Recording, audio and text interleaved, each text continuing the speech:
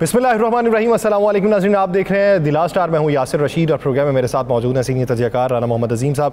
नाज़रीन, मौजूदा सूरत हाल के तनाजुर में वफाकी हुकूमत की निजकारी के मनसूबे हैं।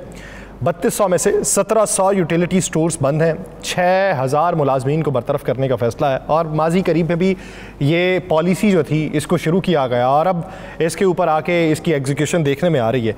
दूसरी तरफ अगर देखें तो वफाकी हुकूमत जो है वो जो बैंक्स हैं उनसे विंडफॉल जो टैक्स है उसकी मद के अंदर भी बेशुमार पैसा जो है वो इकट्ठा कर चुकी है। और अगर अभी तक के अदादोशुमार को देखा जाए तो एक बड़ी कामयाबी और 4 हफ्तों में 34.5 अरब रुपए से जायद की जो रकम है वो कौमी ख़जाने में जमा करवाई गई है। सिंध हाई कोर्ट के बाद लाहौर हाई कोर्ट में पंजाब में तमाम रजिस्टर्ड बैंक्स की दरखास्तों पर हुक्म इम्तना ख़त्म करने का फैसला जो है वो जारी किया गया है। हुक्म इम्तनाई खारिज होने पर पंजाब के बैंक्स ने आज वाजिबुल अदा टैक्स जो है वो कौमी ख़जाने में जमा करवा दिया। इसके अलावा अगर सियासी मामलात को देखा जाए तो सियासी मामलात में ECC इजलास है। वजारत दिफा के लिए 430 मिलियन ग्रांट की मंजूरी दी गई है और उसके अलावा कौमी सलामती के इजलास की बाज़गश्त भी बहुत सुनाई दे रही है। अभी वही जो है मौक़िफ़ अपनाया जा रहा है कि पाकिस्तान तहरीक इंसाफ ने क्या ना जाकर वहाँ पे सियासी गलती की है। और सवाल ये भी है कि क्या मुश्तरका एलामिया में मौलाना फजलुर रहमान साहब की राय को शामिल किया गया। और सवाल ये भी है कि अपोजिशन इत्तेहाद का अमन अमान की सूरत हाल को देखते हुए ईद के बाद जो APC बुलाने का फ़ैसला है किस हद तक खुश आइंद है और किस हद तक मुस्बत हो सकता है। और पाकिस्तान मुस्लिम लीग नून को देखें या पाकिस्तान पीपल्स पार्टी को देखें, पावर शेयरिंग की बात हो रही है जहाँ पे पंजाब में वहाँ पे सिंध में भी अब सूरत हाल किस तरफ को जाती हुई दिखाई देती है। इसी बारे में बात करेंगे। राना साहब की तरफ बढ़ते हैं। राना साहब, क्या समझते हैं अभी मौजूदा सूरत हाल के तनाजुर में कौमी सलामती के मामलात के हवाले से एका होता देख रहे हैं? बिस्मिल्लाहिर्रहमानिर्रहीम, अस्सलातु वस्सलामु अलैका या सय्यदी या रसूलल्लाह, अस्सलातु वस्सलामु अलैका या सय्यदी या हबीबल्लाह, ताजदार खत्मे नबूवत जिंदाबाद जिंदाबाद। बात है यासर के, जहाँ तक मुल्क की कौमी यकजहती की और सलामती की बात है, जहाँ मुल्क के सब जमातों का अगर आप ये कहें कि इकट्ठे होने की बात है तो ये 1% भी इम्कान नहीं है। दहशतगर्दी के खिलाफ सबका मौक़िफ़ एक है, दहशतगर्दी के खात्मे के लिए सब इकट्ठे हैं, दहशतगर्दी खत्म होनी चाहिए, इस पर भी सब राजी है। लेकिन अब मामला यह है कि जो बयानात रोजाना वज़रा के आते हैं, हुकूमती वज़रा की तरफ से जो रवैया आ रहा है, मानी तहरीक इंसाफ के खिलाफ जो कार्रवाई हो रही है, जिस तरह JIT में रोजाना लोगों को बुलाया जा रहा है, उसके बाद आप ये भी तवक्को रखें एक शख्स को मारते भी जाए, एक शख्स को दबाते भी जाए और बाद में उससे ये कहे कि नहीं आप हमारे साथ तावन करो, तो ये मुमकिन नहीं, ये 1% भी मुमकिन नहीं है। ऐसा नहीं होगा। सब अपने अपने टाइम अपने अदारों के साथ खड़े हैं, अपने फौज पाकिस्तान के साथ खड़े हैं, दहशतगर्दी की जंग में वो लड़ने मरने के लिए तैयार है। लेकिन हुकूमत के साथ अपोजिशन का कोई भी शख्स समेत मौलाना फजलुर रहमान किसी सूरत में नहीं जाएगा। एक बात तो इसको ज़हन-नशीन कर। और दूसरा, आपने आगाज बड़ा अच्छा किया। आपने कहा कि जी ये यूटिलिटी स्टोर बंद हो गए, मुलाजमीन को फारग कर दिया, फलां हो गया फलां। भाई इनके बस में और है क्या? ये रमजान शरीफ में इनके बस में हो तो ये पूरी कौम को कहें कि पूरे साल रोजे रखो और इफ्तारी जो है वो भूख से करो। इफ्तारी जो है उसको बिल्कुल इतनी करो कि जिससे तुम्हारे अंदर सिर्फ सांसें चल सके। लोगों को फल महंगा इन्होंने कर दिया, मुर्गी महंगी इन्होंने कर दी। कौन सी एक चीज है जो सस्ती है? मुझे कोई एक रोजेदार दिखा दे इस पाकिस्तान में, मिडिल क्लास सफेद पोश, जिसके घर में इफ्तारी में कोई अच्छा खाना पकता हो, जिसके घर में सहरी में कोई अच्छा खाना पकता हो, जिसके बच्चे जो है आज के दिन तक ईद के कपड़े ले सके हों, जिनके जो आज भी ये सोच जिसके ज़हन में ये हो कि मैं बिल्कुल इजी हूँ जी, मेरे बच्चे के पास नए कपड़े भी हैं, नए जूते भी हैं, मेरी बेटी के पास चूड़ियां भी हैं, मेरे बच्चे अच्छी तरीके से ईद मनाएंगे। अब जिन मुलाजमीन को फारग किया जाएगा वो अकेला मुलाजिम नहीं है, उसके पीछे कई खानदान है। सोचे कि उन घरों में मातम बर्पा नहीं होगा, उन लोगों में ये सोच नहीं होगी आगे कहाँ जाएंगे। आपने आज तक जिक्र ही नहीं किया कि आपके वजीर खजाना ने जो बात आज कही है, क्या वो एक लम्हा फिक्रिया नहीं है? आज के दिन जब पाकिस्तान में दूसरा अशरा शुरू हो गया है और या कि दूसरे ममालिक में भी दूसरा अशरा शुरू हो चुका है, तो उस वक्त में गरीबों के बददुआएं ले रहे हैं, हम मिडिल क्लास लोगों की बददुआएं ले रही है हुकूमत। और फिर हुकूमत कहती है कि हमने हर जंग को जीतना है अवाम की मदद से, अवाम के साथ मिलकर। अवाम के साथ मिलना हो तो अवाम को कुछ देना पड़ता है। ये नहीं कह रहे कि उनको आप बिल्कुल कुछ अपने पल्ले से दे, और जो उनका रोजगार बनता वो तो दे। गरीब को जो है उसको कम से कम गरीब के बच्चे को नौकरी दे दे, जो चीज जायज है वो दे दे, मेडिसिन सस्ती कर दे। मुझे पाकिस्तान का एक अस्पताल बता देना जिस अस्पताल के अंदर आप जाएं और आपको एक बेड मिल जाए, गरीब के बच्चे का बगैर सिफारिश के ऑपरेशन हो जाए। एक स्कूल बता दे सरकारी जहाँ के बच्चे बड़े अच्छे नंबर पे पास होते हो। मुझे एक कोई ऐसी नौकरी बता दे जहाँ सिफारिश नौकरी मिलती हो। मुझे कोई एक ऐसी जगह बता दे जहाँ पर गरीब जो है वो ये कहे कि हाँ आज इस महकमे ने मेरे लिए बहुत अच्छा कर दिया है, बहुत अच्छा कर दिया है, कमाल कर दिया है। तो फिर तो बड़ा ठीक है, फिर तो आप हर जंग को जीत लेंगे क्योंकि अवाम आपके साथ होगी। मैंने उस दिन भी आपसे कहा था क्या सऊदी अरब देखें, क्या सऊदी अरब के पास एटम बम है? नहीं है, लेकिन वहां पे इंसाफ है। वहां पे हर शख्स जो है रात को सुख के साथ सोता है।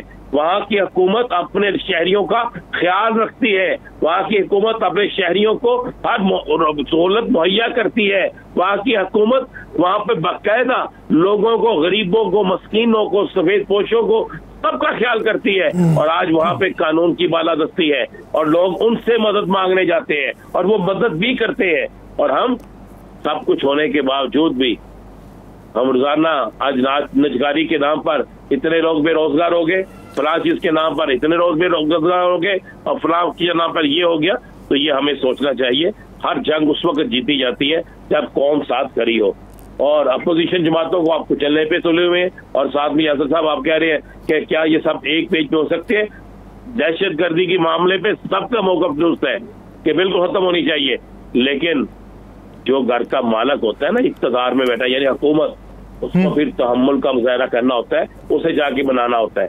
वो मनाते भी नहीं, गालियां भी निकालते हैं और बाद में कहते हैं जनाब आप आ भी जाए हमारे पीछे। ऐसा नहीं होता। लेकिन कल कामरान मुर्तज़ा साहब ने ये कहा था कि जो मर्जी होता, इन्होंने इनकी तरफ से कोशिश थी या नहीं थी, PTI को आना ज़रूर चाहिए था। ये उनकी अपनी राय थी कि PTI बायकॉट ना करती, आती ज़रूर, लेकिन आके अपने आप को रजिस्टर ज़रूर करवाती।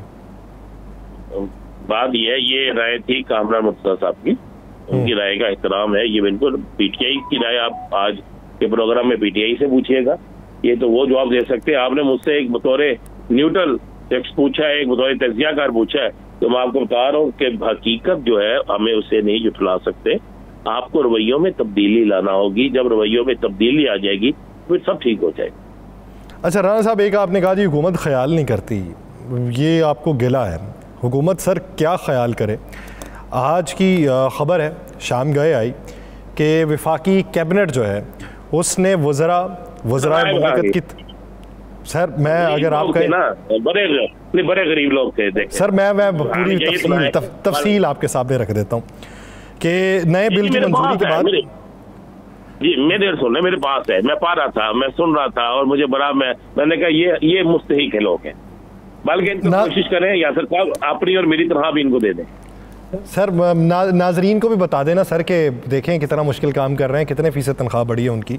वफाकी वज़राए मुमलिकत मशीरों की तनख्वाह में 188% तक सर इजाफा हुआ। वफाकी वज़ीर की तनख्वाह इससे पहले 2 लाख होती थी, वज़ीर मुमलिकत की 1,80,000 होती थी, तो अब वफाकी वज़ीर की तनख्वाह में 159% इजाफा किया गया। वज़ीर मुमलिकत और मुशीर बराए वज़ीर आज़म की तनख्वाहों में भी 188% तक इजाफा हुआ है। वफाकी काबीना ने सर्कुलेशन के ज़रिए जो है समरी की मंजूरी ली है। 2 माह पहले अरकान पार्लियामेंट की जो तनख्वाहों में इजाफा हुआ था उसी की बुनियाद पे ये हुआ है, तो अब वो 5 लाख से वफाकी वज़ीर की तनख्वाह जो है वो ज़्यादा हो गई। यासर साहब इनको ये थोड़ी तनख्वाह है, ये आवाम के खादिम है, सब कुछ इनको दे दें यार, ये मुस्तहिक है, यही पूरा पाकिस्तान है। बाकी आप मैं ये गरीब लोग भाई रेडी वाला दूसरे कोई पाकिस्तान नहीं है। इनको और पैसे दे, इन्हें जो दे सकते हैं दे दें। हमारे खून की बोतलें इन्हें दे दे, हमारे बच्चों की किताबें छीन के इन्हें दे दे, हमारे बच्चों के पेन जो होते हैं, कलम जो होती है वो भी बेचकर इन्हें दे दे। हमारे घरों में बिजली के बिलों की मद में जो ज्यादा पैसे बेचते हैं वो भी इनको दे दे इनको यार, इनको बहुत जरूरत है पैसों की। ये गरीब लोग हैं, ये वज़रा नहीं है, ये गरीब नहीं है इस मुल्क के असल गरीब जिनको पैसों की जरूरत है यार, दे दें इन्हें। आप ऐसे ही लोगों को दिखा रहे हैं, ऐसे बता रहे हैं कि तरह बनी। इनको हक बनता है इनकी तरह बनने का, और तरह बनाए, बल्कि कोशिश करें कि अपने घरों में जो ईद के चार्ज थोड़े थोड़े से पैसे बचे वो भी इनको बचा दे। एक अकाउंट बनवा दे गवर्नमेंट को। मैं ये इल्तिजा करूंगा हुकूमत से, एक हुकूमत अकाउंट बनाए, लेकिन इमदाद बनाए वफाकी वज़रा, इमदाद बनाए अरकान असम्बली, इमदाद बनाए अजाफी तनहा, इनकी तनहा बनाने की इमदाद बनाए अरकान असम्बली चारों, चाहे वो सारे जितने हैं उनकी, उसमें उस फंड में लाजम करार दे दे कि हर पाकिस्तानी रोटी खाए ना खाए, हर पाकिस्तानी पानी पिए ना पिए, हर पाकिस्तानी चाय पिए ना पिए, इनके फंड में पैसे जरूर डाल दें। तो ठीक है यार, हैप्पी होंगे, ये खुश होंगे। आप भी चाहते हैं कि मैं इफ्तारी के वक्त मैं चूंकि उस मुल्क में बैठा हूँ जहाँ पे इफ्तारी का वक्त हो रहा है, तो आप भी चाहते हैं जानबूझ के कि मैं अब रोजे की हालत में अपना गुस्सा जो है ना ये निकाल लूं। मेरा ये गुस्सा नहीं, ये पाकिस्तानी अवाम का गुस्सा है यासर साहब। चले राना साहब, एक अगर सही बुनियादों के ऊपर देखा जाए तो ठंडी हवा का झोंका एक ख़बर तो है, वो ये है कि बैंकों से जो विंडफॉल टैक्स वसूली है उसकी मद में 34.5 अरब रुपए से ज़ायद की जो रकम है वो कौमी ख़जाने में जमा हुई है। पहले सिंध हाई कोर्ट में इसके ऊपर स्टे था, लाहौर हाई कोर्ट में कौमी खजाने में जमा होने वाली रकम जो है तुम्हें मिलेगी, आपको मिलेगी, मुझे मिलेगी। सर कौमी खजाने में सर बैंक से जो प्राइवेट बैंक्स हैं रोक के बैठे हुए थे सरकार का पैसा, वो तो सर उससे जारी हुआ है ना, 7 बैंक से पैसा निकलवाया गया। वो मिलेगा किसको? सरकार को। सरकार किस पैसे, सरकार किसको देगी आगे? सरकार चलाएगी। पहले सरकार रुकी है, सरकार चलाएगी तो भाई, क्या करेगी? ये तरह है उसमें जाएंगे ना, उसमें जाएंगे ना, गैर मुल्की टूर्स में जाएंगे ना। छोड़ दें यार, नहीं तो नहीं लेना चाहिए। यासर साहब लेने के बाद ऐलान करें कि ये पैसे जो है आज के बाद बिजली की कीमत कम कर देंगे। ऐलान कर दें कि ये उस खजाने में पैसे जाएंगे जहाँ पे बिजली के पैसे जाते थे, और गरीब को बिजली इस गर्मियों में जो है आधी कीमत पे देंगे। ऐलान कर दें, ऐसा भी ऐलान करवा देना, मेहरबानी कर दें। आप हुकूमत के बड़े करीब हैं, आपके चेहरे पे बड़ी रौनक रहती है हुकूमत के नाम लेते हुए, आप बड़े खुश होते हैं इस हुकूमत से, तो ये ऐलान करवा दें। अच्छा राना साहब वो तो ऐलान हुकूमत नहीं कर रहा है। वैसे ये बताइए कि ईद के बाद अपोजिशन अलायंस की जो तहरीक है उस पर एक तो बात ये थी कि जलसे की इजाज़त दी जाए, वो इजाज़त की दरख्वास्त फिर मुस्तरद हो गई है मीनार पाकिस्तान पे जलसे की। क्या अपोजिशन अलायंस मजबूत हो सकता है? आप अप्रैल में तब्दीली देखिएगा, मैं आपको पहले भी कह चुका हूँ, बस मैं इतना ही बताऊंगा कि अप्रैल में तब्दीली देखिए। सर वो तब्दीली किसके नाम पे है? आप देखिएगा तो सही, तो कुछ चीजें कल के लिए भी रख ले, पीर वाले दिन जो प्रोग्राम करेंगे उसमें फिर नाम भी देंगे, बड़ा कुछ देंगे इंशाल्लाह। चले वो जो तब्दीली है वो अप्रैल के महीने में वकूफ़ पज़ीर होने वाली है। एक ब्रेक लेते हैं, ब्रेक के बाद वापस आएंगे, मज़ीद मंजरनामे पे बात करेंगे, कहीं नहीं जाइएगा, स्टे विद अस।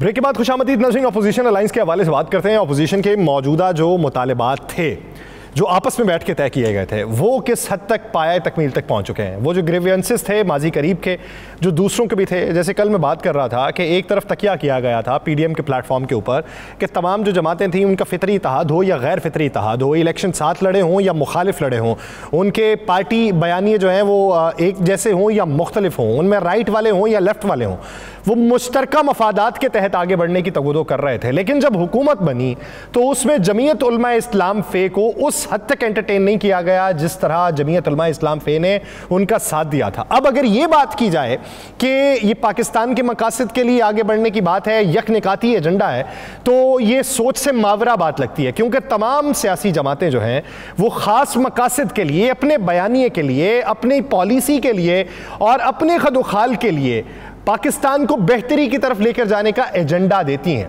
ताकि हम हुकूमत में आएंगे तो इस तरह की पॉलिसी होगी। दूसरों से तो वो मुख्तलिफ होते हैं, तो इसीलिए वो अपनी तहरीक को आगे बढ़ा पाते हैं। अगर दूसरों से वो मुबासरत रखने वाला बयानिया हो तो फिर वो अपनी तहरीक को आगे कैसे बढ़ाएंगे?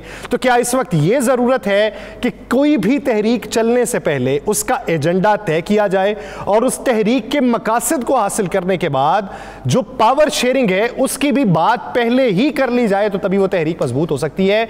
माजी के तजर्बात से क्या सीखा गया है जिसकी बुनियाद के ऊपर मुस्तकबिल का लाहेअमल तरतीब दिया जाएगा, इसी बारे में बात करेंगे। हमें ज्वाइन किया है तर्जुमान जमीयत उलमा इस्लाम फे असलम गौरी साहब ने। असलम गौरी साहब, बहुत शुक्रिया आपके वक्त का।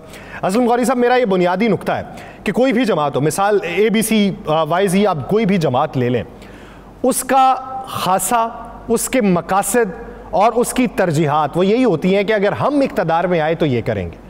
अगर सिर्फ यही मकसूद हो कि किसी जमात का साथ देना है तो फिर अपनी जमात को आगे बढ़ाने की तगोदो क्यों? तो सवाल ये बनता है कि माजी से आपने क्या सीखा है जिसकी बुनियाद पे आप समझते हैं कि अब अगर कोई एग्रीमेंट होगा, कोई इत्तेहाद होगा तो उसके खदोखाल पहले से ये वजह होंगे तो बात आगे बढ़ सकती है। बहुत शुक्रिया। आपने तो हमारे कहते हैं कि जख्मों में से नमक छिड़का है ये बातें करके। मैं सर ना तो मैं ये भी तो सर ये भी तो हो सकता है कि मैं जख्मों के ऊपर कोई मरहम रखना चाह रहा हूँ, खुले ना छोड़ना चाह रहा हूँ।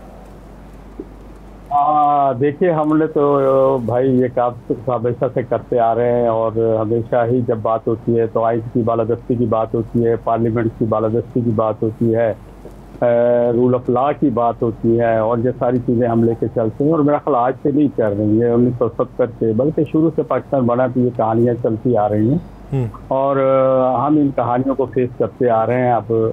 और इत्तेहादों का हिस्से भी हम रहे हैं, MRD हो और इसके बाद ये MMA हो, फिर उसके बाद अब ये PDM था, हम सब का हिस्सा भी रहे हैं। PDM में तो हम और MMA और PDM में तो हम लोग ड्राइविंग सीट पे बैठे हुए थे और उस वक्त ऐसा लगता था कि हम इस मुल्क में अब हर वो चीज़ ख़त्म कर देंगे जिस चीज़ से आवाम को जमहूरियत से दूर किया जाता है। हमारे साथी जो हमारे साथ आके शामिल हुए, जो कि बड़े घबरा के साथ आ रहे थे, लेकिन फिर जब उनको मजबूर हो गए कि कोई दुबई पहुंच गया और कोई लंदन, तो फिर उन्होंने जल्दी से हमारे साथ आके लेफ्ट राइट पर खड़े हो गए। खड़े होने की हद तक हमारे साथ थे, हम भी इसको खुश थे कि चलो खड़े तो हैं हमारे साथ। और इस पर फिर तहरीक चलना शुरू हो गई। अल्हम्दुलिल्लाह हम तो 2018 के इलेक्शन के फौरन बाद तहरीक में आ गए थे।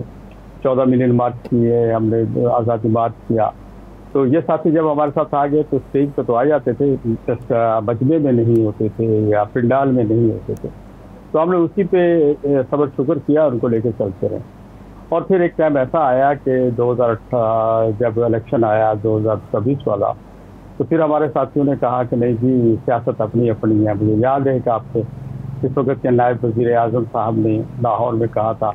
तो मौलाना साहब हमारे बड़े मोहतरम हैं, हमारे बड़े प्यारे हैं, हम उनका बड़ा एहतराम करते हैं, ज़ीर एक सियासतदान है, लेकिन सियासत अपनी अपनी है। तो फिर ये जब वो टाइम आ जाता है, इलेक्शन के दौरान ने ये फरमाया था, तो जब वो टाइम आ जाता है तो फिर जब ये सियासी जमातों में बदकिस्मती यही है, मुल्क के जो में जो इस पर जमहूरियत भी डामाडोल रहती है, फिर हम ये कहते हैं कि जितनी मिली है इसी को संभाल लो, इसी पर सब्र शुक्र करो।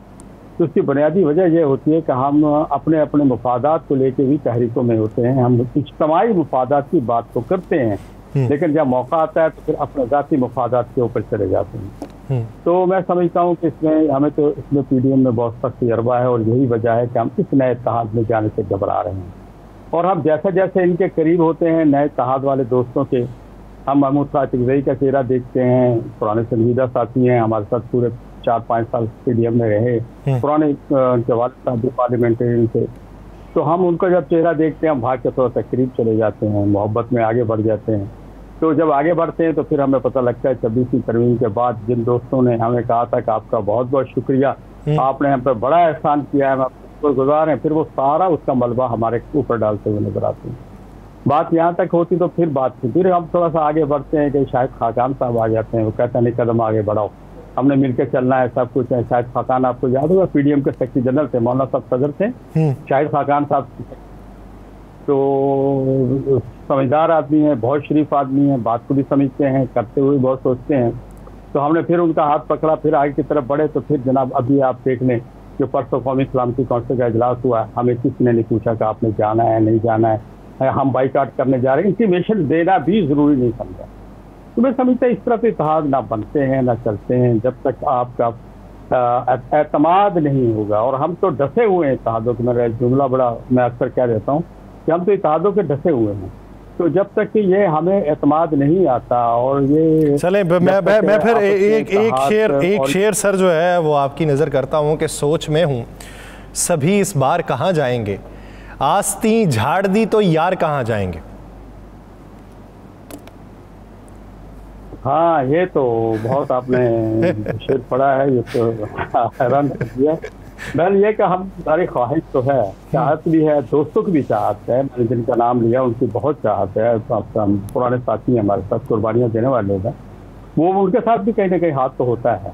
तो लेकिन ये मकसद ये है कि जो इस वक्त अपने आप को बड़ी पार्टी समझती है वो मशवरा नहीं करती, वो अपनी मर्जी करते हैं, जिसकी वजह से हम जब करीब आते हैं तो फिर फासला बढ़ जाता है, जब फासला बढ़ता है तो फिर करीब आने की कोशिश करते हैं।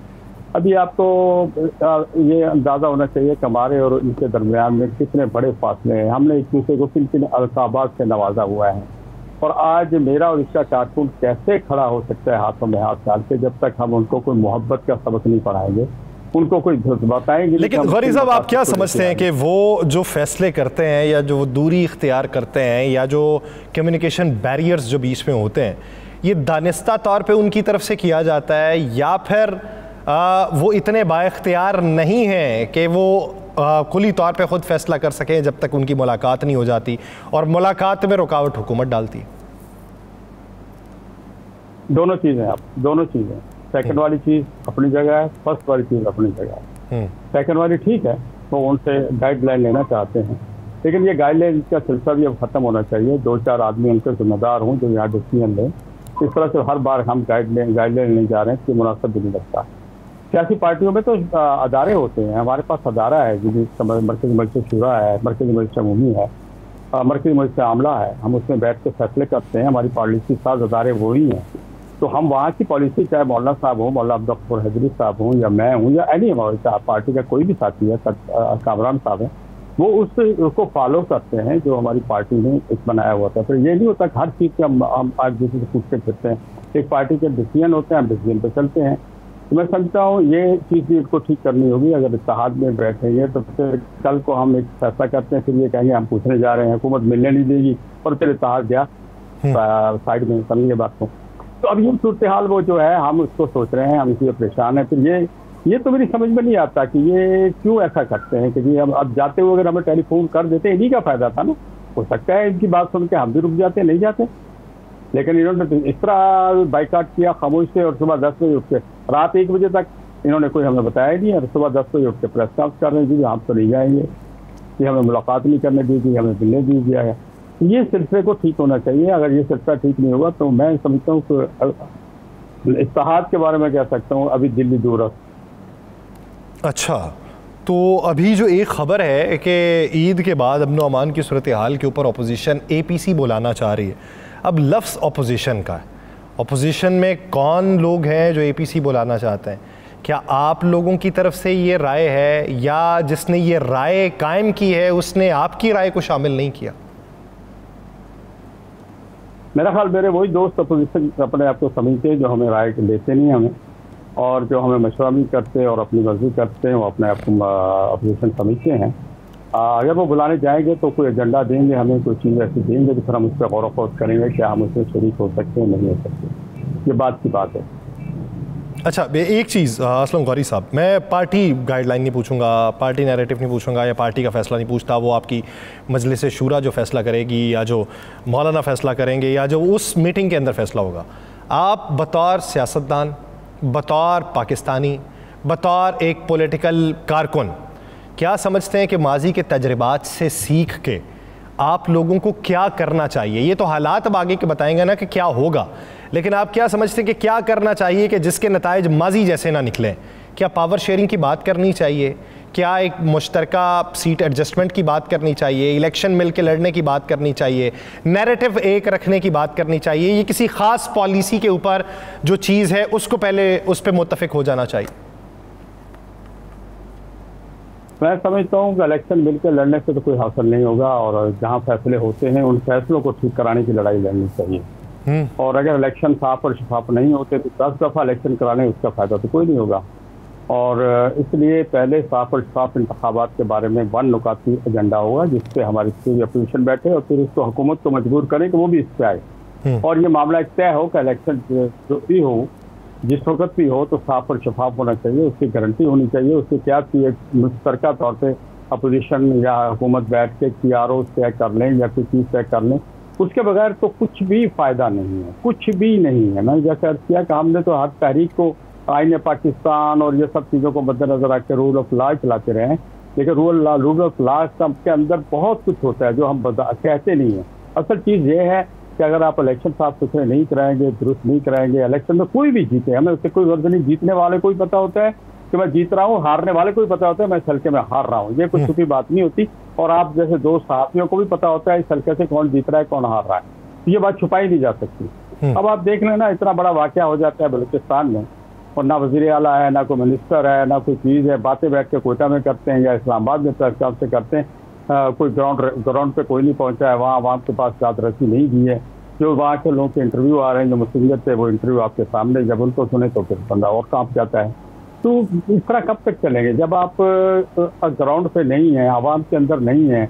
हम फौज के ऊपर हम डिपेंड करें, फौज पे ऑपरेशन करो ऑपरेशन करो ऑपरेशन करो, फौज बेचारी पर पूरा लोड हम डाल दें तो तुम ऑपरेशन करो। जो मेरा करने का काम है वो तो मैं करूँ यार, जो मेरा काम है, जो हुकूमत का काम है, जो सियासतदानों का काम है वो तो आप करें ना। वो काम भी फौज करे, ऑपरेशन करे और आपको माहौल बना के दे दे, आप हुकूमत करें और बात सही करें। मैं समझते हैं इन चीज़ों को सबको बहुत ये अहम पहलू है इस वक्त मुल्क जिन हालात में जा रहा है। और अगर अमन अमान नहीं होगा तो आप मईशत कभी भी ठीक नहीं कर सकते। पूरा मुल्क गिरवी रख के आप पैसे बाहर से लाते रहे, खाते रहे बैठे हुए, गाड़ियां भी तब्दील कर लें, काबीना भी माशाल्लाह आप बेशक 200 पे ले जाएं, बढ़ाते जाएं, एक एक वार्ड के अंदर 4-4 वजीरों की जगह पैदा करते जाएं, लेकिन मसाइल हल नहीं होंगे। आप माने इस बात को कि आप कर्जे ला रहे हैं और कर्जे दे रहे हैं और मुल्क को दिन ब दिन, मुझे मैं तो जिंदगी गुजार गया, मेरे बच्चों को भी कर्जों के बोझ के तले दबाई जाए। यानी अब की बार जो है वो माजी के तजर्बात से सीख के कुछ हिकमत अमली को दोबारा से तरतीब देने की ज़रूरत है और कुछ नया करने की ज़रूरत है। माजी के जो हालात थे वो साफ इंतखाबात की तहरीक चलाए बगैर, साफ और शफाफ इंतखाबात की तहरीक चलाए बगैर कुछ भी हासिल वसूल नहीं हो सकता। बहुत शुक्रिया असलम बुखारी साहब इस हवाले से अपना वक्त देने के लिए। नाज़रीन, पाकिस्तान तहरीक इंसाफ के रहनुमा अली बुखारी साहब ने हमें ज्वाइन किया। अली बुखारी साहब बहुत शुक्रिया आपके वक्त का। अली बुखारी साहब, बात हो रही है, बात करते हैं जमीयत उलमा इस्लाम फे वाले कि हमने बहुत कुछ सीखा है, बहुत कुछ सहा है। अब अगर PTI हमें ये नहीं बताएगी कि हमने कौमी सलामती कमेटी के इजलास में जाना है या नहीं जाना, हमसे कम से कम मुशावरत तो आप कर लें कि भाई जाना है या नहीं जाना, हमें बताया जाए तभी तो इत्तेहाद आगे बढ़ सकता है। अगर हमें बताए बगैर ही आपने फैसले करना है तो फिर इत्तेहाद कैसे आगे बढ़ेगा? बिस्मिल्लाहिर्रहमानिर्रहीम, अल्लाहुम्मा सल्ली अला मुहम्मदिन व आले मोहम्मद। देखिए यार, ऐसे है कि अभी जमीयत उलमा इस्लाम और हम, क्योंकि हम एक ग्रैंड अलायंस बनाया है जिसको हम कहते हैं grand alliance for opposition basically, और this alliance is against the government. ये फॉर्म 47 की जो गवर्नमेंट है उसके बाद बहुत से अभी मोडालिटीज जो है वो हमारी तय होनी है।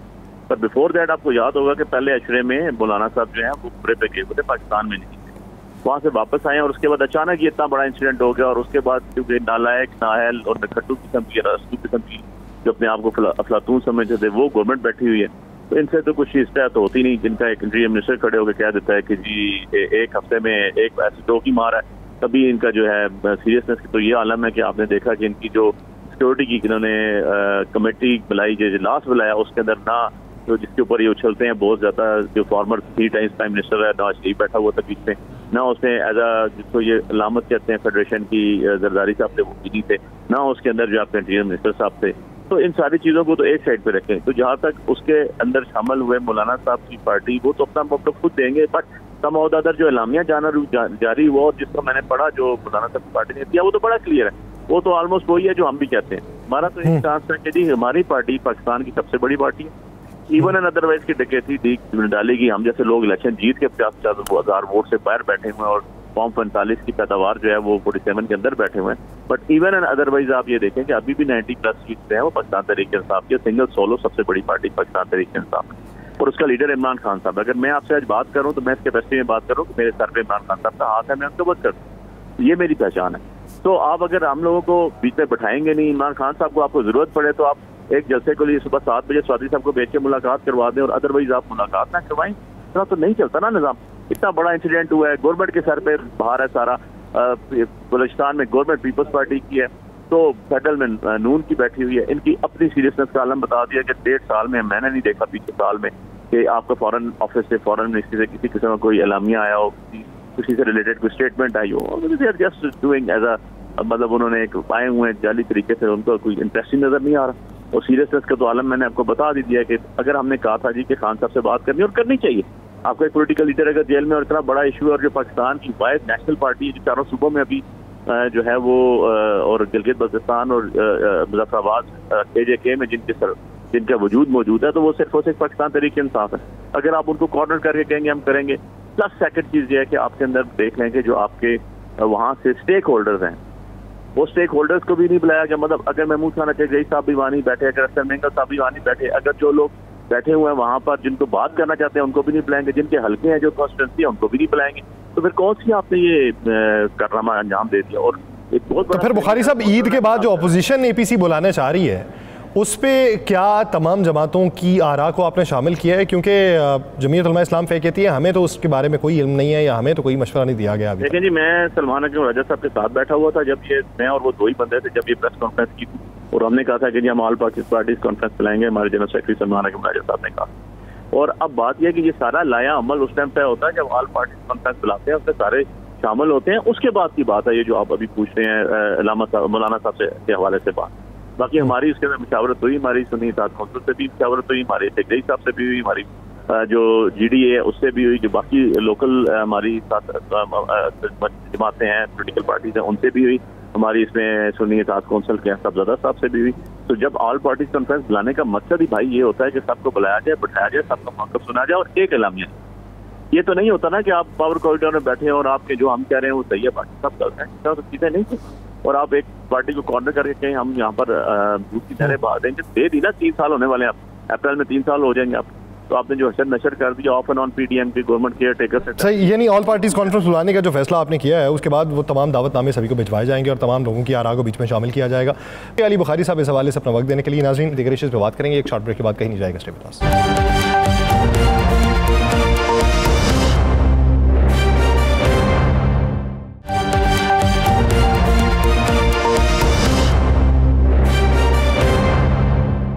नाज़रीन, पाकिस्तान की इसी सियासी मंजरनामे में बात को आगे बढ़ाते हुए अगर देखा जाए तो इस वक्त अगर वफाकी इत्तेहादी जमातों के माबैन जो ताल्लुकात है उसके ऊपर अगर रोशनी डाली जाए, पाकिस्तान पीपल्स पार्टी बेशुमार तहफ़्फ़ुज़ात हैं वफाकी हुकूमत से, लेकिन फिर भी वफाकी हुकूमत के साथ मौजूद हैं, वफाकी हुकूमत की जो पॉलिसीज़ हैं उनके साथ मौजूद हैं, उनकी तरजीहात से इख्तलाफात होने के बावजूद भी रियासत पाकिस्तान के जो तहफ़्फ़ुज़ात हैं या उसके जो इक़दामात हैं या उसके लिए कोई बेहतरी के इक़दामात हैं उसके लिए पाकिस्तान पीपल्स पार्टी तगोदो कर रही है, लेकिन कब तक करती रहेगी। और दूसरी तरफ अपोजिशन के जो रवैये हैं वो पाकिस्तान पीपल्स पार्टी की नज़रों से देखती है। नहरों के मामले के ऊपर पाकिस्तान पीपल्स पार्टी जो है वो अपने एहतजाज को किस हद तक रिकॉर्ड करवाएगी, इसी बारे में बात करेंगे। हमें ज्वाइन किया है पाकिस्तान पीपल्स पार्टी के रहनुमा कादिर खान मंदोखेल साहब ने। कादिर खान मंदोखेल साहब, बहुत शुक्रिया आपके वक्त का। कादिर मंदोखेल साहब, इससे पहले कि मैं ये सियासी मामलात के ऊपर बात करूं, एक आमियाना सा सवाल है, पता नहीं क्यों अज़राए तफन्नुन पूछने का दिल चाह रहा है कि आज वो सर्कुलेशन के ज़रिए काबीना से मंजूरी ली गई कि वफाकी वज़रा मुआवनीन ख़ुसूसी जो हैं उनकी तनख्वाहें बढ़ गई हैं 188%। तो कहीं पीपल्स पार्टी को कोई गम तो नहीं हो रहा कि वफाकी काबीना में शमूलियत क्यों नहीं इख्तियार की?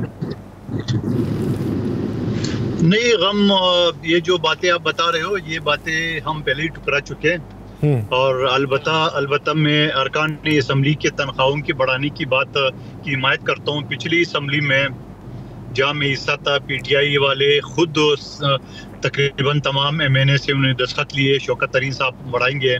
आप देख लें कि जो कारोबारी लोग हैं या मुझ जैसे वकील है, 30-31 साल मुझे सुप्रीम कोर्ट तक हो गए, हमने अपनी वकालत छोड़ दी है, इस्लामाबाद में बैठे रहे। इस तरह कोई डॉक्टर है, कोई इंजीनियर है, कोई बिजनेसमैन है, आप 1,71,000 रुपये तनख्वाह दे रहे हैं, जिसमें तो सिंगल आदमी भी अपने आप को नहीं पाल सकता है। मुलाजमीन के तनख्वाहें, अखराजात और फैमिली की वो तो दूर की बात है। और फिर जो टिकट दे रहे हैं वो टिकट जो है ना 25 टिकट दे रहे हैं 6 महीने का। अब जो बंदा इस्लामाबाद में पढ़ा रहा है उसके लिए तो 25 भी बहुत है, मगर मेरे जैसा वर्कर आदमी हो जो हर हफ्ते हम अपने हल्के को 2 दिन टाइम देते हैं, तो मैं तो इसी बिजनेस क्लास की टिकट को इकोनॉमी में तब्दील करके 40-50 बनाता था। और हर हफ्ते आता था, 2-2 महीने की मेरी बुकिंग होती थी। तो मैं ये समझ रहा हूँ कि अरकान असम्बली को अगर आप तनख्वाहें नहीं बढ़ाएंगे, उनको मराहत नहीं देंगे, और अगर आपका ये सोच है कि ये तो करोड़पति अरबपति लोग हैं और ये इलेक्शन पे करोड़ों खर्च करते हैं, तो इसका मतलब ये कि मिडिल क्लास की या लोअर तबके को तो आप बिल्कुल आउट कर रहे हो। अच्छा, मंदोखेल साहब ईमानदारी से सर बताइएगा, आप जैसे कितने अफराद हैं पार्लियामान के अंदर? देखिए, मेरे जैसे बिल्कुल कम है, इसमें कोई शक नहीं है, लेकिन मुझे आप बता दें कि जो मैं इस बात की भी हिमायत करता हूँ कि जो अरबपति करोड़पति है वो क्यों तनख्वाह ले रहा है। हाँ। देखिए, असफा भुट्टो जरदारी साहिबा नहीं ले रही है। इस तरह मैं कहता हूँ ये जो खरबोपति लोग बैठे हुए हैं, तो उनको तो तनख्वाह खुद वॉलंटियरली इनकार करना चाहिए। कानून तो ये है कि सबको मिलने चाहिए, मगर ये तो इख्तियार में है कि वो कोई लेता है कोई नहीं लेता है। तो मैं समझ रहा हूँ कि आपने मेरे ख्याल में असम्बली ने सब लोगों के जितने भी MNA हैं या सेनेटर हैं, इनकी असाजात का डेटा डिक्लेयर करके और उसके साथ करना चाहिए कि बाबा ये आदमी इतने अरब रुपए की प्रॉपर्टी है और ये फिर भी तनख्वाह नहीं छोड़ रहा है, तो उसको तो जरूर ना चाहिए। लेकिन आम जो गरीब आदमी या जो मिडिल क्लास का आदमी है वो अगर सियासत में आना चाहे तो वो तो आप आउट कर रहे हो, क्योंकि आप इस वजह से आउट कर रहे हो, वहाँ तनख्वाह दे नहीं रहे हो, खर्चात दे नहीं रहे हो। वो अपना कारोबार, दुकान मुकान जो भी उसका पेशा है वो छोड़ के इस्लामाबाद में कानून साजी के लिए जब बैठा रहेगा, तो इसका मतलब ये है कि पीछे तो घर वाले भूखे मरेंगे। तो मेरे ख्याल में आप हौसला अफजाई के बजाय हौसला शक नहीं कर रहे हो कि ऐसे लोगों के जो आम तबके के लोग वो सियासत में आ जाए और असम्बली के मेंबर बने। लेकिन वो बात ठीक है जहाँ तक आपने एक पोर्शन के हवाले से की है, लेकिन कुली तौर के ऊपर जहाँ पे बात सर हो रही हो, ये वफाकी हुकूमत ने निजकारी के जो मंसूबे बनाए दे दिए मैंने आपको। जी, मैंने उसको भी जवाब दे दिया कि जो अरबपति लोग हैं उनके असाजात डिक्लेयर हॉलीडे हो चुका है, उनको कंपेयर करके असम्बली के इनके ऊपर जो ना होना चाहिए कि बाबा आप क्यों पैसे ले रहे हो। एक आदमी के अकाउंट में 1 अरब रुपए पड़े हुए, वो 2-4 लाख रुपए तनख्वाह क्यों लेता है?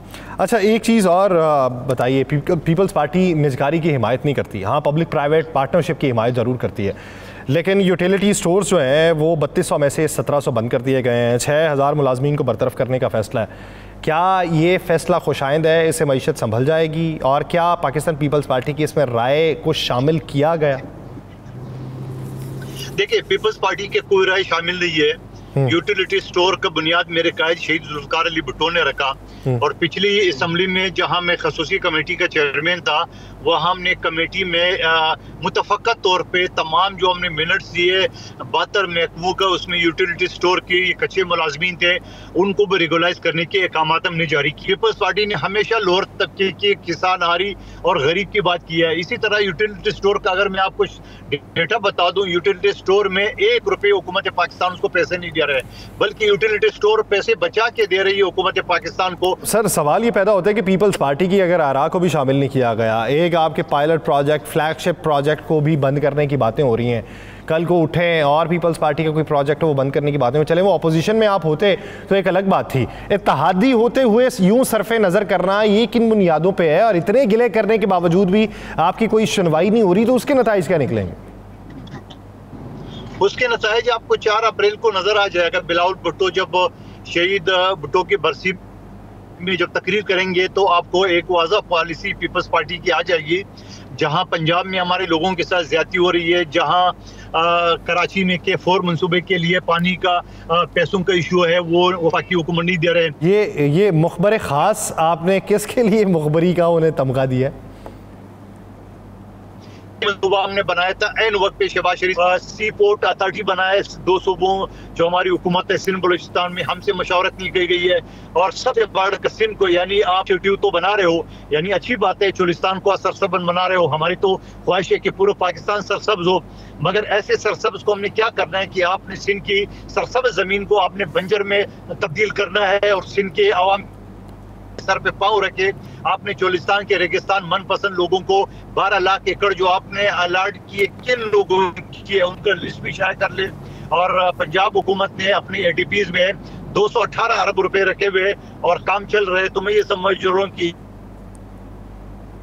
ये सिंध के साथ ज्यादती है, और मैं नहीं समझता हूँ कि सिंध इसके ऊपर खामोश होगा।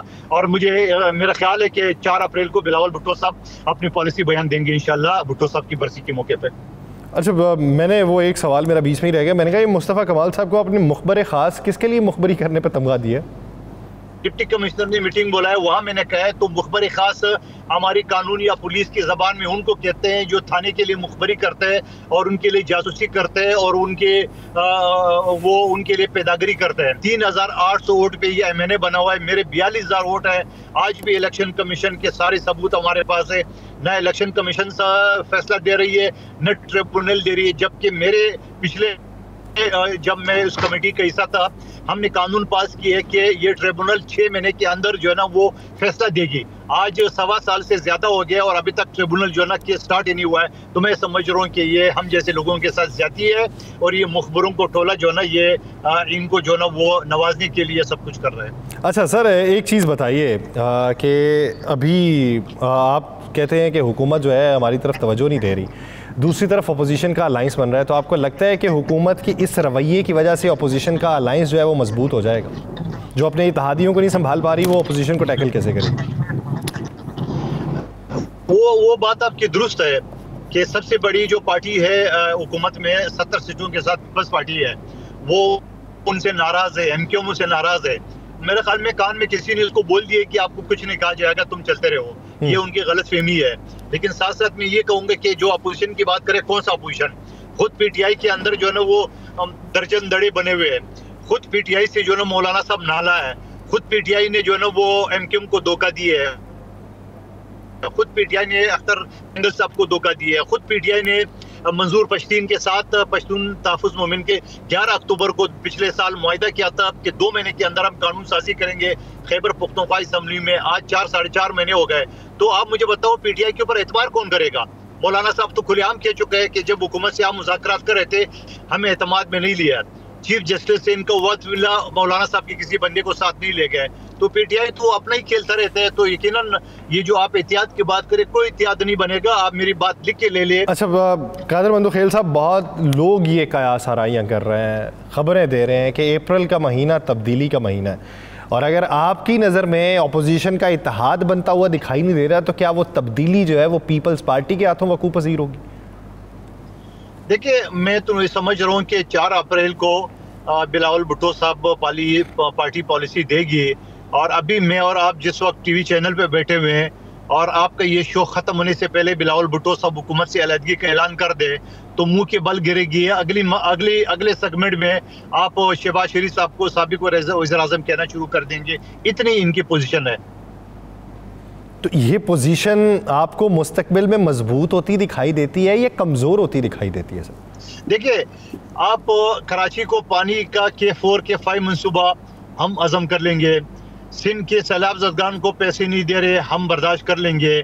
सिंध सी अथॉरिटी बना ली है, हम बर्दाश्त कर लेंगे। पंजाब में हमारे MPA मैंने के साथ ज्यादती हो रही है, हम बर्दाश्त कर लेंगे। मगर सिंध के अवाम के सर पे पाँव रख के और चोलिस्तान कैनाल निकालने का ये किसी सूरत काबिल कबूल नहीं है। मेरे ख्याल में यही हुकूमत का आखिरी अरबा होगा और यही हुकूमत को ले डूबेगी। मेरे ख्याल में यही जो फैसला है वो हुकूमत को ले डूबेगा और इस पर 4 अप्रैल को जो है वो वाज़े तौर के ऊपर पॉलिसी जो है पीपल्स पार्टी के सामने आएगी। बहुत शुक्रिया कादर मंदो खेल साहब इस हवाले से अपना वक्त देने के लिए। नाज़रीन, मौशी मंजरनामे में बात करेंगे। हुकूमत कहती है कि महंगाई के अंदर कमी वाक़ हो चुकी है। हुकूमत कहती है दादोशुमार बेहतरी की तरफ गामज़न है। हुकूमत कहती है बैरूनी सरमायाकारी पाकिस्तान में आ रही है। हुकूमत कहती है कि यहाँ पे नई जो नौकरियाँ हैं वो हम जो है वो तख्लीक कर रहे हैं और इससे बेहतरी के इम्कानात रोशन हो सकते हैं। आने वाले दिनों के अंदर पाकिस्तान में अगर इसी रफ्तार से मईशत चलती रही या जो इम्कानात रोशन किए जा रहे हैं वो अगर वकूफ़ पज़ीर हो गए तो फिर हालात किस तरफ को जाएंगे और आम आदमी के लिए बेहतरी क्या हो सकती है, पर कैपिटा इनकम में इजाफा क्या हो सकता है, तो इसके ऊपर बात करेंगे। हमें ज्वाइन किया है माहिर मईशत फ़ारूक सलीम साहब ने। फ़ारूक सलीम साहब, बहुत शुक्रिया आपके वक्त का। फ़ारूक सलीम साहब, सबसे पहले तो बात मैं बैंक्स के हवाले से करना चाहता हूँ। एक विंडफॉल टैक्स वसूली है, सिंध हाई कोर्ट से और लाहौर हाई कोर्ट से उसके ऊपर स्टे था, वो स्टे ख़त्म हुआ। कहा जाता है कि वज़ारत कानून ने इसके अंदर बड़ा काम किया और 4 हफ्तों के अंदर ही 34.5 अरब रुपया जो है वो 7 बैंक से वसूल करके जो है वो कौमी ख़जाने में शामिल किया गया। क्या इसे कोई ब्रेक थ्रू समझते हैं कि वज़ारत कानून ज़्यादा मुतहरिक होगी या माशी मंजरनामा बेहतर होगा, या फिर आप समझते हैं कि मामूल की कार्रवाई? 2-4 चीज़ें इकट्ठी आपने एक ही सवाल में बंद कर दी हैं। मैं कोशिश करता हूँ बारी बारी उसका जवाब देने का। देखिए, जो केस हमारी अदालतों में फंस जाते हैं वो 15-15, 20-20 साल चलते रहते हैं। तो ये आप समझिए कि step in the right direction है कि टैक्स के केसेस जो कई सालों से फंसे हुए थे अगर उनमें किसी किस्म की एफिशिएंसी आती है तो मैं समझता हूँ कि this is a bright spot, step in the right direction. आपने जिक्र किया आम आदमी का। देखिए, असल फोकस जो होना चाहिए वो यही होना चाहिए हर सवाल का कि आम आदमी का क्या हाल है या आम आदमी का क्या हाल होने वाला है। आपने कहा कि हुकूमत कहती है कि महंगाई कम हो गई। हुकूमत दुरुस्त कहती है, जो इशारियों की मईशत है वो यही बताती है कि पिछले साल महंगाई की शरह जो है वो 30% थी, यानी कि महंगाई जो है वो 30% की शरह से बढ़ रही थी, अब वो सिंगल डिजिट पे आ गई है, 2-3% पे आ गई है। जिसका मतलब ये है कि महंगाई अभी भी हो रही है लेकिन उसकी बढ़ने की शरह कम हो गई। यानी कि अगर पहले महंगाई का घोड़ा 30 किलोमीटर की रफ्तार से भाग रहा था तो अब वही महंगाई का घोड़ा जो है वो 2 या 3 किलोमीटर की रफ्तार से भाग रहा है। महंगाई कम नहीं हुई, महंगाई की शरह कम हो गई।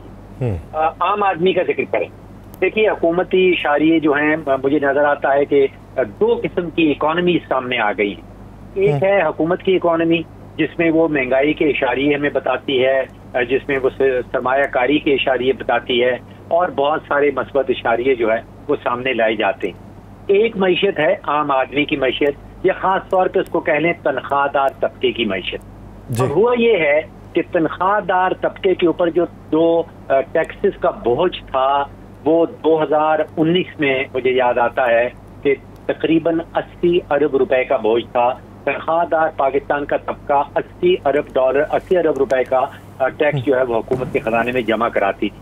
अब वो टैक्स जो है तनख्वाहदार तबके ऊपर 80 अरब से बढ़ के कोई 550 अरब पे पहुंच गया है।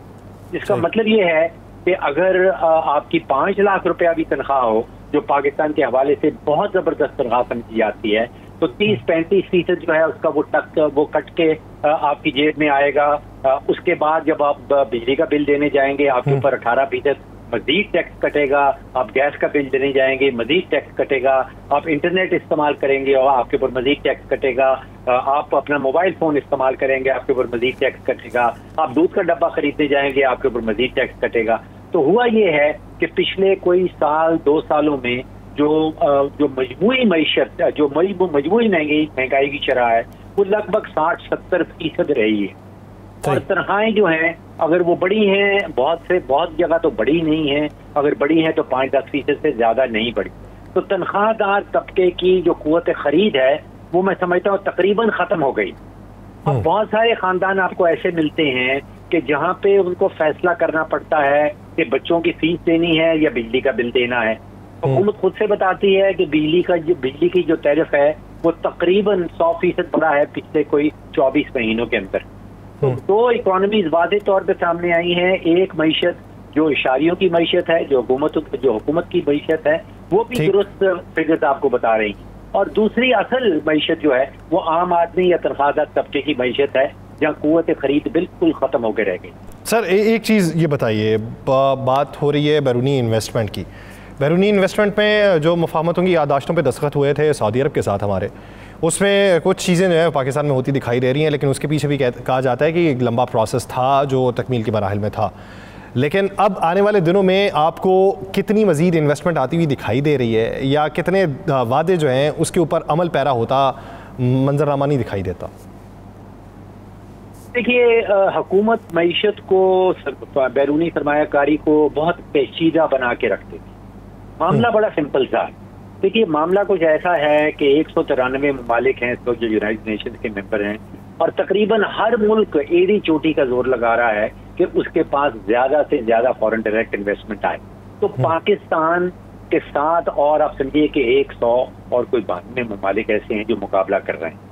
अब अगर पाकिस्तान के अंदर बिजली का टैरिफ जो है वो आप समझिए कि 60-65 रुपए होगा, और हमारे जो मुकाबला करने वाले ममालिक हैं जिसमें इंडिया है, जिसमें चीन है, जिसमें बांग्लादेश है, जिसमें वियतनाम है, वहाँ पे बिजली का रेट जो है वो पाकिस्तान के मुकाबले में 1/3 होगा। अगर 25-26 रुपए फी यूनिट पाकिस्तानी रुपए है और पाकिस्तान के अंदर कोई 60-65 रुपए है, तो आप मुझे बताइए कि बैरूनी सरमायाकार जो है वो क्यों कर पाकिस्तान में आगे सरमायाकारी करना चाहेगा? तो मामला सिंपल है। अगर पाकिस्तान वो फैसिलिटीज देता है जो पाकिस्तान के कंपेटिटर्स दे रहे हैं, तो फिर तो कोई चांस नजर आता है कि बैरूनी मुल्कों से, बैरूनी ममालिक से सरमायाकार पाकिस्तान आए। अब पाकिस्तान में जो कॉर्पोरेट टैक्स की शरह है वो दुनिया में तकरीबन सेकंड हाईएस्ट है, यानी कि कोई 29% कॉर्पोरेट रेट कॉर्पोरेट टैक्स लगता है, 10% उसके ऊपर सुपर टैक्स लग जाता है, हम कहीं 40% के करीब पहुंच जाते हैं। और हमारे जो कंपेरेटिव ममालिक हैं वहाँ पे 15-20%, 25% से ज्यादा कॉर्पोरेट टैक्स नहीं लगता। अगर कोई कॉर्पोरेशन पाकिस्तान आना चाहती है, कोई बड़ी कंपनी पाकिस्तान आना चाहती है और वो से देखती है कि 40-50% हमारी आमदन का हिस्सा हुकूमत टैक्स की मद में ले जाएगी, तो फिर आप समझिए कि वो पाकिस्तान क्यों प्रेफर करेगी। जाहिर बात है जो पॉलिसीज़ हैं उसके ऊपर रिव्यू करने की ज़रूरत है और रिव्यू कर करके हम इस नताइज तक पहुँचे हैं। बेहतर रिव्यू करने की ज़रूरत है ताकि एक ही देर पा हिकमत अमली को तरतीब देके मुल्क को बेहतर समत में गामजन किया जा सके। बहुत शुक्रिया फ़ारूक सलीम साहब, इस हवाले से अपना नाज़रीन प्रोग्राम का वक्त ख़त्म हो जाता है, मुझे इजाज़त दीजिए। आपसे मुलाकात होगी पीर के रोज़। अपना बहुत सा ख्याल रखिएगा। अल्लाह निगहबान।